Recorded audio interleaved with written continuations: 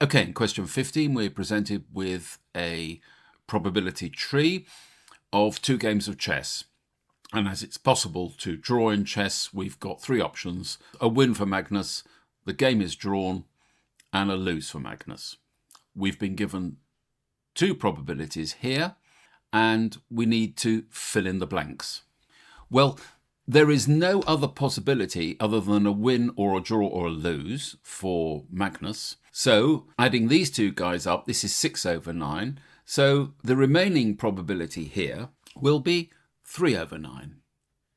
And because the games are independent, all these results will be the same over here. So the fact that you lose in a game doesn't mean to say, other than a bit of disappointment, your probability of winning, drawing, or losing the next game is unaltered. Okay, part B. They tell us win is 2 points, a draw is 1 point, and a lose is 0 points. And we're asked the probability that after 2 games, so we're here, that Magnus and Gary have the same number of points. So I'll do Magnus's results in red. Win, win, 4. Win, draw, 3. Win, lose, 2. Draw, win, 3. Draw, draw, 2. Draw, lose, 1. Lose, win, 2. Lose, draw, 1. Lose, lose, 0. And I shall do Gary's results in blue.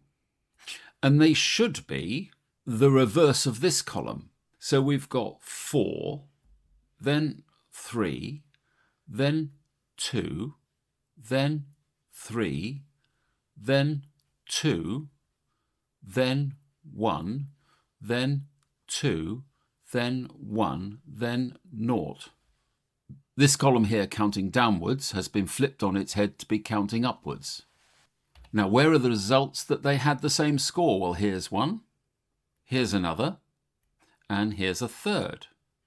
All the other times, the scores have been different. So we've got 1 result, 2 results, and 3 results. Result 1, the probability of getting to result 1 is 2/9 multiplied by 3/9, which is equal to 6/81. To end up here, 4/9 times 4/9, which is equal to 16/81. And 3/9 multiplied by 2/9, which again is 6/81. And as we don't care where we end up on the table, we just care that those results are the same, we can add these 3 probabilities up. So the probability of equal scores is equal to, adding these 3 scores up, 16 plus 12 is 28/81. And that's the answer to part B. For part C, I'm going to come over here. Now, the probability tree itself, if we drew the next load of branches, would become cluttered and impossible to work. We've got to do this a little bit more cleverly. Hopefully you can see that this continuing draw, draw, draw is a possibility, and it's a unique possibility.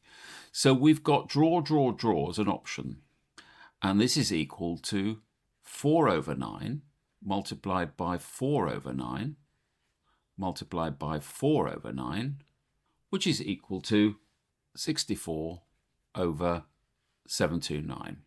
Now, what other ways of getting the same score? Well, it could be win, lose, draw, or draw, win, lose, or draw, lose, win.